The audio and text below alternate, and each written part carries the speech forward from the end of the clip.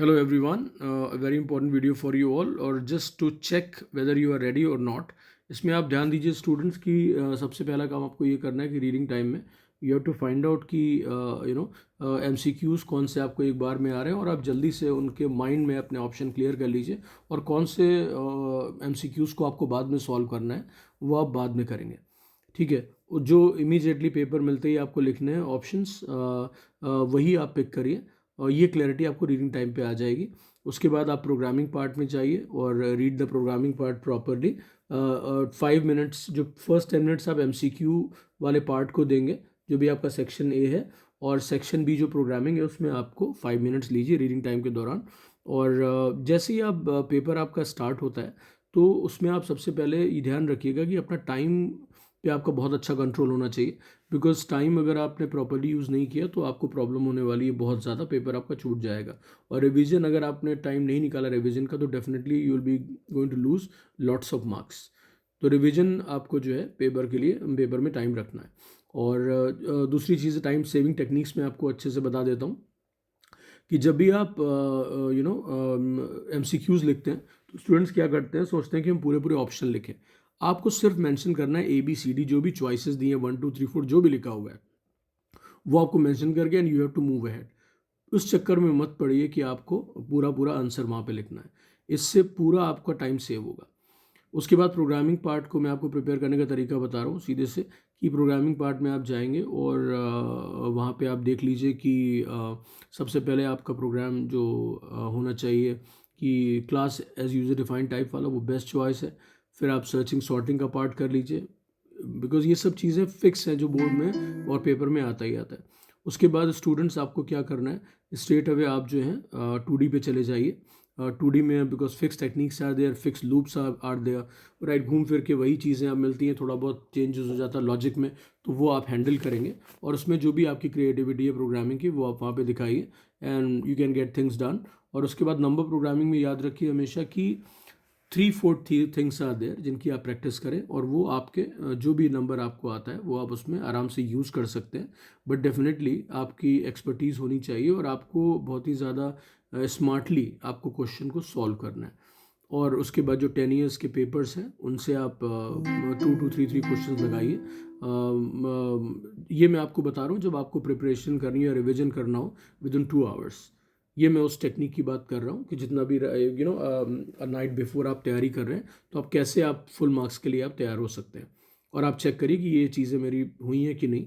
उसके बाद आप नंबर प्रोग्रामिंग, मैंने आपको बताया, टेक्निक से फोकस करिए और जो भी नंबर्स आपके बुक में दिए हैं, आपके 10 ईयर्स में, उनमें जो भी नंबर पिक करिए उनको सॉल्व करके देखिए कि वेदर आप टेक्निक को प्रॉपरली यूज़ कर पा रहे हैं या नहीं। तो 3 चीज़ें, नंबर को डिजिट एक्सट्रैक्ट करना आना चाहिए। उसके बाद जो भी ऑपरेशन दिया हो, चाहे वो सम ऑफ द डिजिट हो, चाहे वो प्रोडक्ट ऑफ द डिजिट हो, चाहे डिजिट का स्क्वायर, क्यूब, जो निकालना हो, वो सारी टेक्निक्स आपको आनी चाहिए। उसके बाद नंबर को आपको रिवर्स करना है, ये प्रैक्टिस कर लीजिए।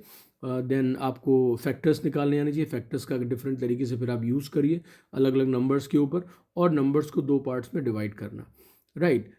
ये 2 हाफ्स में डिवाइड करना, ये सब बेसिक चीज़ें उसकी प्रैक्टिस करिए और नंबर प्रोग्राम वाला पार्ट भी आपका हमेशा से पेपर में हो जाएगा, because that is always there. I am talking about all the chapters, not selectively. तो कभी भी सिलेक्टिव स्टडी ना करिए, पूरा पढ़ के जाइए और जितने आप एग्जाम्पल्स लगाएंगे उतना ही आपका कॉन्फिडेंस बढ़ेगा। बिकॉज उसके बाद आप सीधे आप जाएंगे, you will go for the overloading. Overloading आपको ईजी दिखे, कोई प्रॉब्लम नहीं, रीडिंग टाइम में आपको पता लग जाएगा, आप फटाक से पिक करिए और पहले आप ओवरलोडिंग कर डालिए, राइट। तो इन एनी मीन्स सीक्वेंस की कोई बात नहीं कर रहा हूँ मैं, बस ये आपको जिसमें आप ज़्यादा कंफर्टेबल हो, और तैयारी करने का यही तरीका है। और ओवरलोडिंग में देखिए 3-4 टाइप्स ऑफ क्वेश्चन आते हैं। कभी आपसे वो स्ट्रिंग का कंपेरिजन वगैरह पूछ लेंगे, कभी आपसे पैटर्न बनवा लेंगे, कभी सीरीज़ आ जाएगी, कभी आपके जावा एक्सप्रेशंस वाले क्वेश्चन की कहीं वॉल्यूम निकालना है, कहीं एरिया निकालना है, इफ एल्स का भी यूज़ करवा लेंगे। तो ये ओवरलोडिंग की सिचुएशन है, लेकिन ओवरलोडिंग का बेस्ट पार्ट है कि आपको फंक्शन हेडर ऑलरेडी प्रोवाइडेड रहता है। उसके बाद आप स्ट्रेट अवे आप कहाँ जाओगे, इसके बाद आप स्ट्रिंग का चॉइस आपके पास अवेलेबल है, स्ट्रिंग के फंक्शन खूब पढ़ लीजिए, उनके डिफरेंट ऑपरेशंस हैं, सारे फंक्शन क्या रिटर्न करते हैं, क्या आउटपुट देते हैं, क्या उनका फॉर्मेट है, ये सब आपके दिमाग में क्लियर होना चाहिए। राइट तो ये आपका हो गया प्रोग्रामिंग पार्ट। और जल्दी से यहाँ पर हमारे सामने ICSE का 2024 का पेपर है और उसमें बोर्ड कैसे आपसे एक्सपेक्ट करता है वो मैं आपको यहाँ दिखा देता हूँ। जल्दी से आप देखिए, have a quick revision through this paper. अब देखिए यहाँ पर पहला क्वेश्चन आपको मैंने जो कहा था आपको मिल गया कि आप कैसे यूज़र डिफाइंड वाला जो क्वेश्चन आप करते हैं, class as user defined type. अब देखिए यहाँ पे DTDC कुरियर कंपनी यहाँ पर है। लेट मी जस्ट मैं अपना माउस पॉइंटर यहाँ पे ऑन कर लेता हूँ। Just a minute, it will be easy for you. Wait a minute. और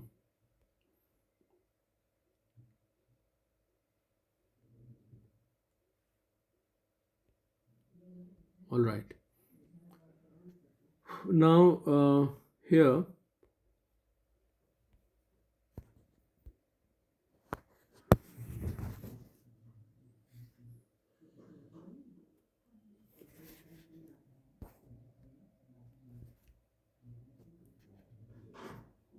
ओके अब हमारे पास माउस पॉइंटर है, इसके through we can read it better. और यहाँ पे आप देखिए कि ये कोरियर कंपनी का प्रोग्राम है। कोरियर यहाँ पे लिखा हुआ है और मेंबर्स उसके दे रखे हैं। मेंबर फंक्शंस आर देयर और मेन फंक्शन की भी बात हुई है, प्रिंट फंक्शन भी है। तो ये कॉमन एलिमेंट है। और इसमें आप देखिए कि सोल्यूशन बोर्ड का आप देखिए कि import java.util और यहाँ पे प्रॉपर इनपुट इज़ रिक्वायर्ड। तो स्कैनर आपने यहाँ पर ऑब्जेक्ट बनाया, सारे data member as it is copy कर लिए, उनको लिख के सेमीकोलन लगा दिया। उसके बाद वॉइड एक्सेप्ट किया और यहाँ देखिए सारे इनपुट्स यहाँ पर आपके सामने। ओके, ये रेगुलर चीज़ें जो आपको ऑलरेडी आती हैं और सारे एक चीज़ के मार्क्स हैं। उसके बाद void calculate if weight less than equal to 5, ये सारी कंडीशंस लिख ली। उसके बाद प्रिंट करवा लिया, यहाँ पे देखिए प्रिंटिंग हो गई। और उसके बाद मेन में ऑब्जेक्ट क्रिएट किया, ये देखिए स्टेटमेंट ऑब्जेक्ट करने का। उसके बाद फंक्शन कॉल कर लिए सारे यूजिंग द ऑब्जेक्ट नेम। सी अगर आपका ऑब्जेक्ट है C.accept, C.calculate एंड C.print। तो जहाँ आपने एक फॉर्मेट की प्रैक्टिस करी, ये प्रोग्राम आपका हो जाएगा वेरी इजीली। अब देखिए सेकेंड इन्होंने ओवरलोडिंग ही आ गया। तो ओवरलोडिंग में देखिए सीधे सीधे यहाँ पर इन्होंने प्रोग्राम किस टाइप का दी, जो मैंने आपको कैटेगरीज बताई थी उसमें से आपको देखिए कैटेगरी यहाँ पे मिली। एक तो आपको जावा एक्सप्रेशन वाला मिल गया कि कर्व सर्फेस एरिया यहाँ पर है, तो इसमें आपको ये दिया हुआ है और इसको निकालना है, आपको एरिया ऑफ अ कोन निकालना है। तो वो आप एक्सप्रेशन अगर आपको आती है लिखना जावा की, वो आपका देखिए नॉलेज यहाँ पे यूज़ हो गई। उसके बाद उनको यहाँ पे प्रिंटिंग करवानी थी, तो यहाँ पे एक 1 2 3 4 1 2 3 4 5, तो 4/5 का यहाँ पर एक पैटर्न प्रिंट हुआ है। तो पैटर्न आप जो है प्रैक्टिस आपने करी है, तो आप very easily you can approach that.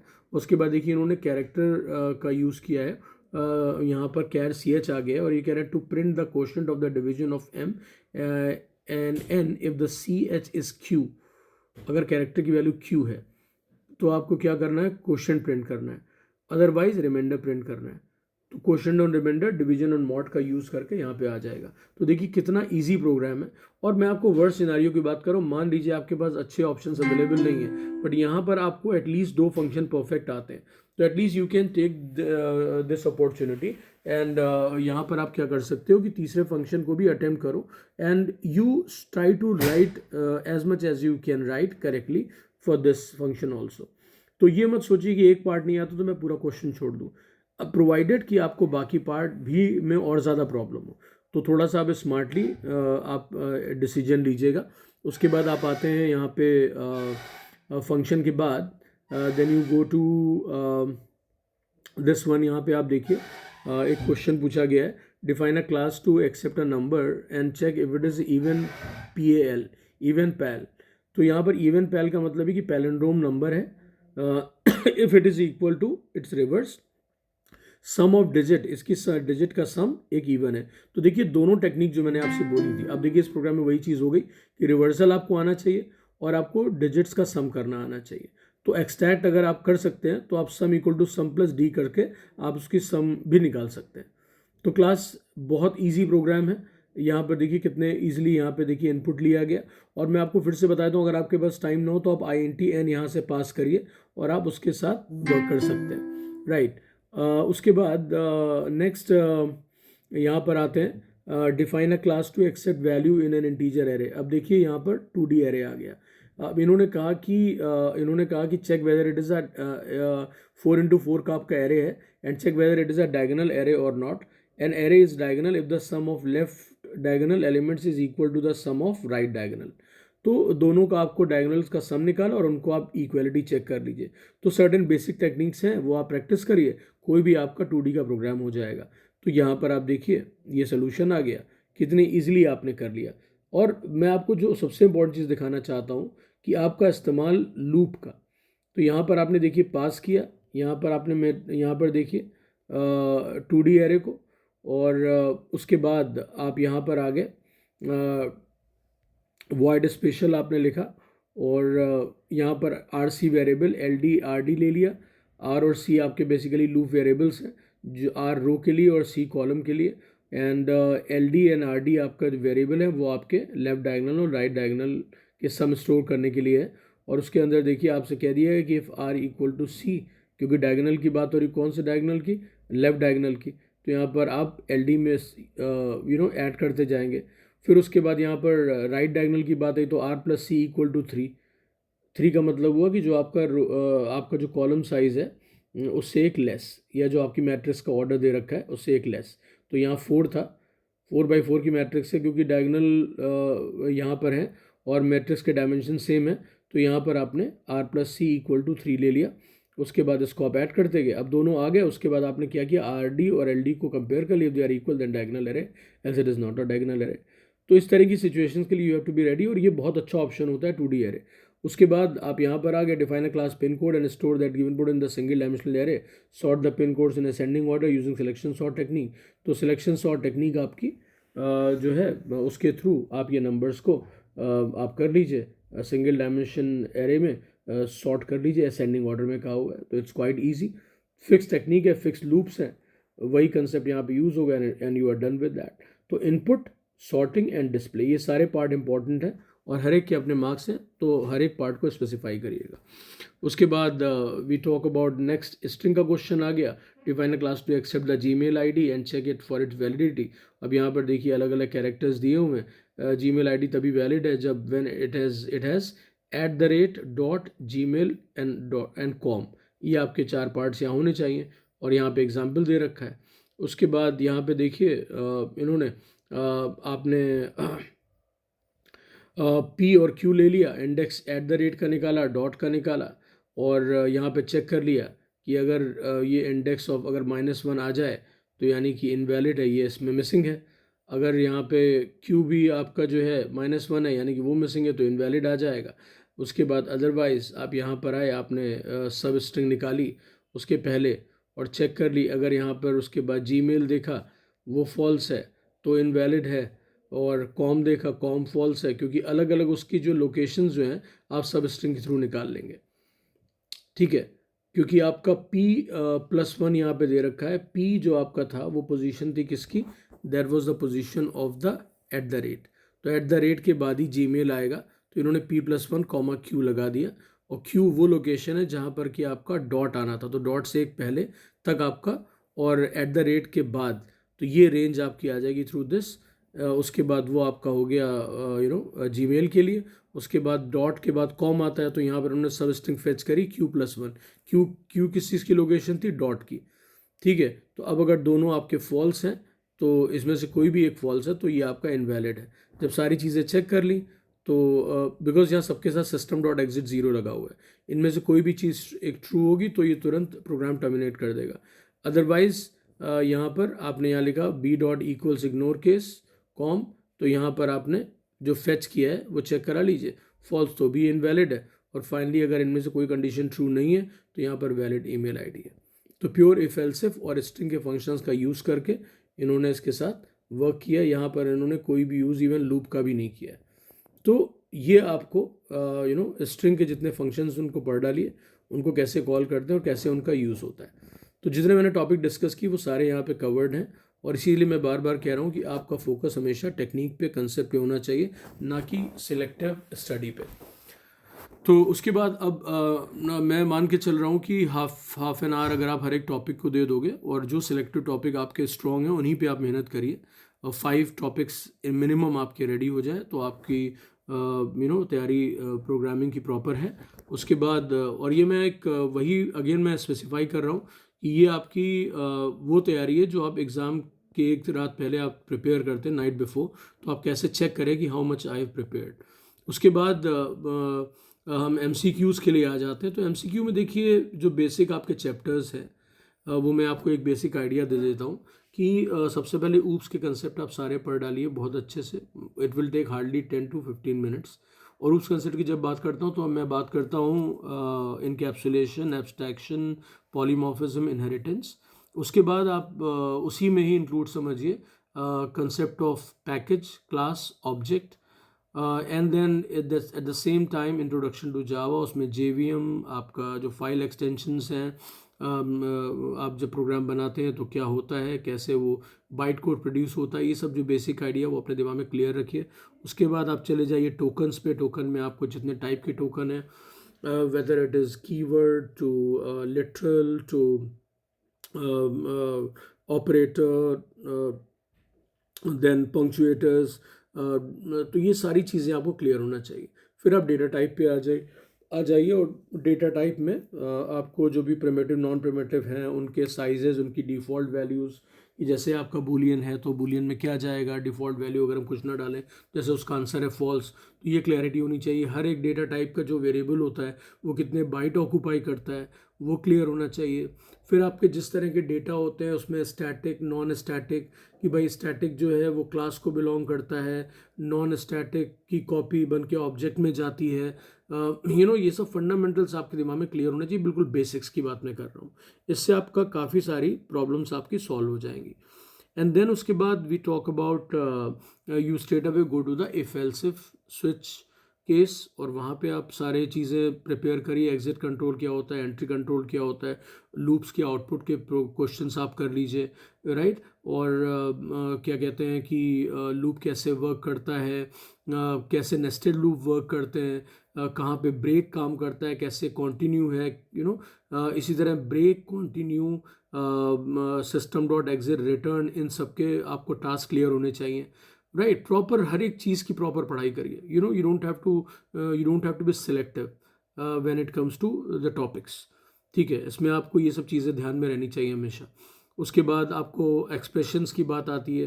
देखिए एक्सप्रेशन का क्वेश्चन हमेशा जावा में आप पेपर में आता ही आता है कि आप एक पर्टिकुलर एक्सप्रेशन दी हुई उसको जावा एक्सप्रेशन में कैसे कन्वर्ट करेंगे, तो उसकी प्रैक्टिस कर लीजिए। जहाँ 3-4 एग्जाम्पल के you are done with that. अपनी बुक उठाइए और वहाँ पे एग्जाम्पल बोर्ड के कर लीजिए, इट्स डन।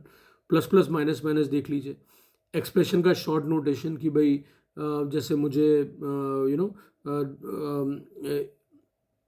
A-A=A-20 लिखना है तो मैं लिखूँगा A-20 ये लिखा है, शॉर्ट नोटेशन आपको मालूम होना चाहिए।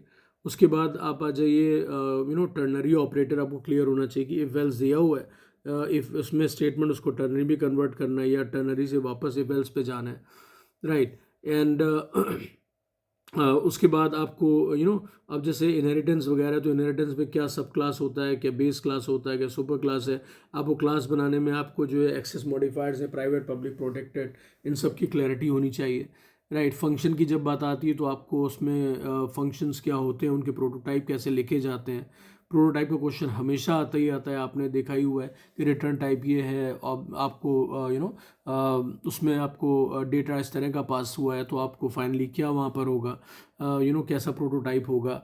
उसके बाद प्योर इम्प्योर फंक्शन पढ़ लीजिए, एक्चुअल फॉर्मल पढ़ लीजिए, call by value, call by reference, कि भाई जैसे जब ऑब्जेक्ट पास होता है तो उसमें आप या आपका एरे पास होता है तो वो कॉल बाय रेफरेंस बन जाता है, उसकी वैल्यू मॉडिफाई नहीं होती है फंक्शन डेफिनेशन के अंदर।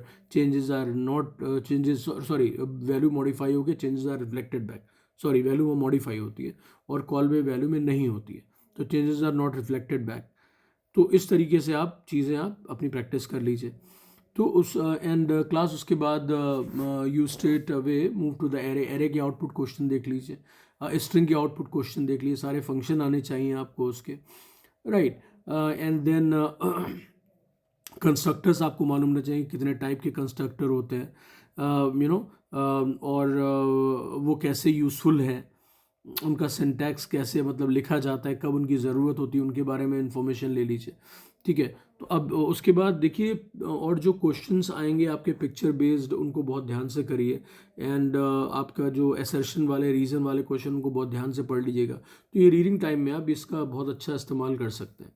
और कभी भी किसी के सजेशन में मत जाइए कि ये क्वेश्चन उसके हिसाब से सही है तो वो सही है, क्योंकि ज़रा ज़रा सी मिस्टेक होती है और यू आर रॉन्ग। तो यहाँ पर आप देखिए पहले क्वेश्चन को जल्दी से देखते हैं। यहाँ पर एक पिक्चर दे रखी है और पॉलीगन लिखा हुआ है, एरो यहाँ पर देखिए डाउनवर्ड था।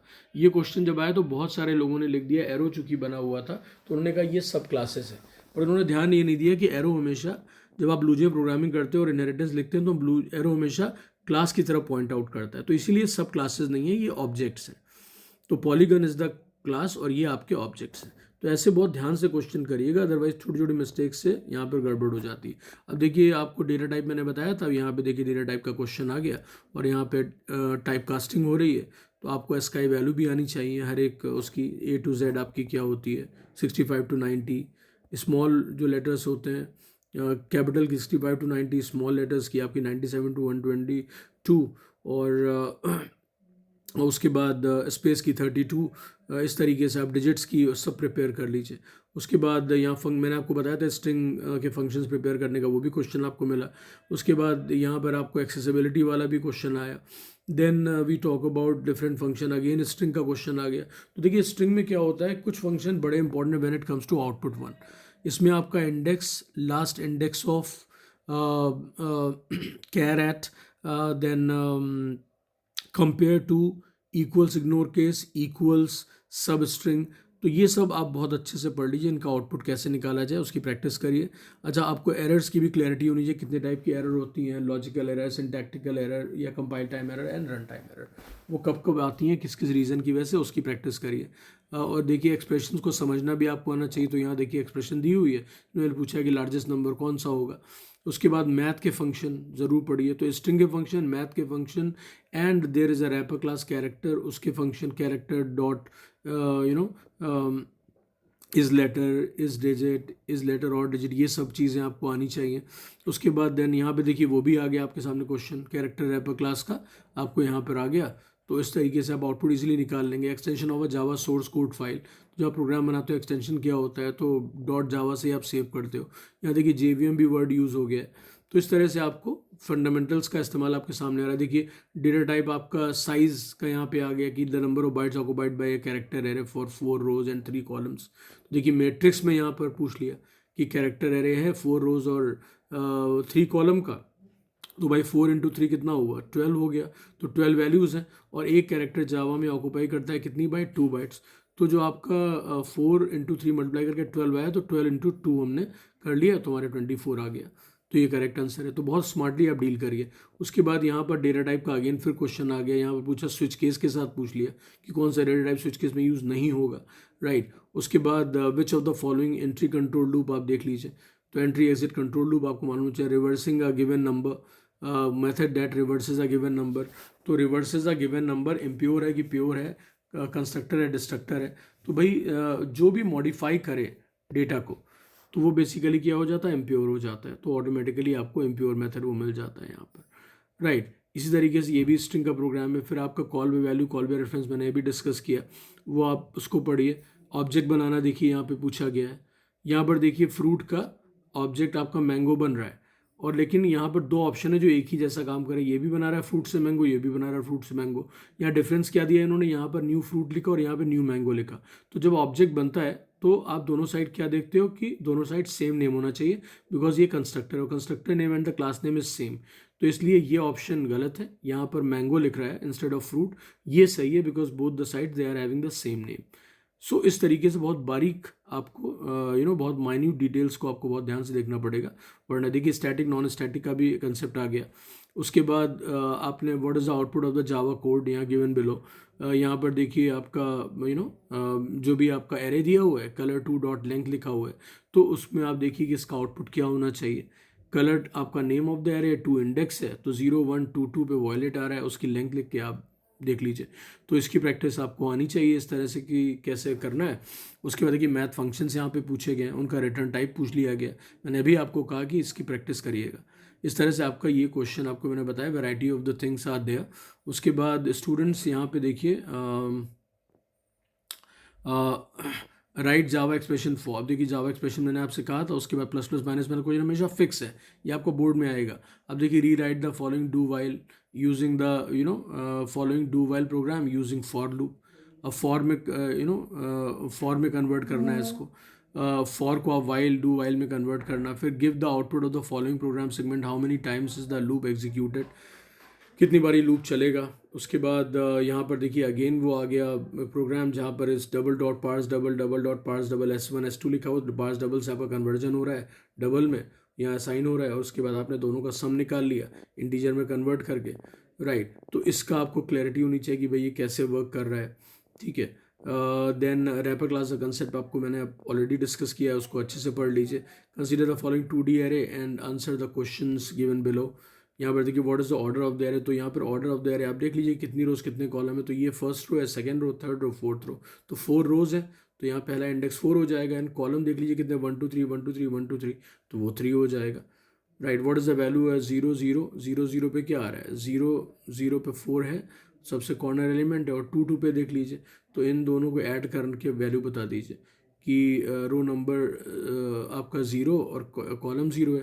फिर उसके बाद रो नंबर आपको 2 पे जाना है, तो 0 1 एंड 2, 2 का 2 जो है, तो 0 1 2, कॉलम यहाँ पे 10 है, तो 2 पे आपका क्या आ गया, दैट इज 10, तो 10 यहाँ आ गया, और 4 तो प्लस 14 आपका आ जाएगा।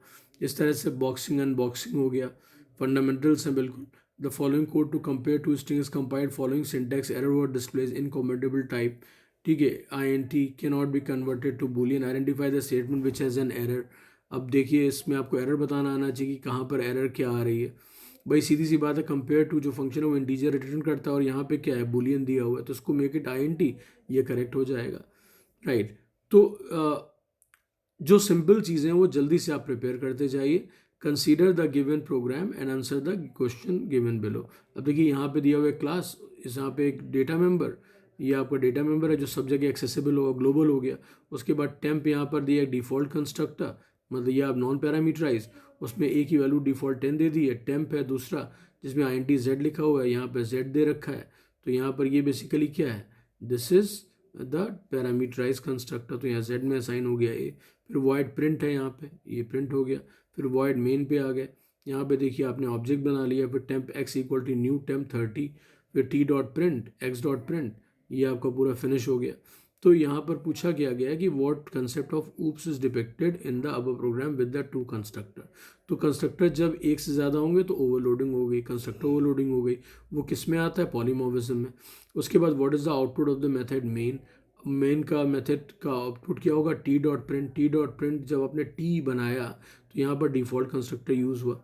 डिफ़ॉल्ट कंस्ट्रक्टर में वैल्यू क्या दी है, एक ही, दैट वाज गिवन 10, तो यहाँ पर प्रिंट में क्या आ जाएगा, 10 आ जाएगा।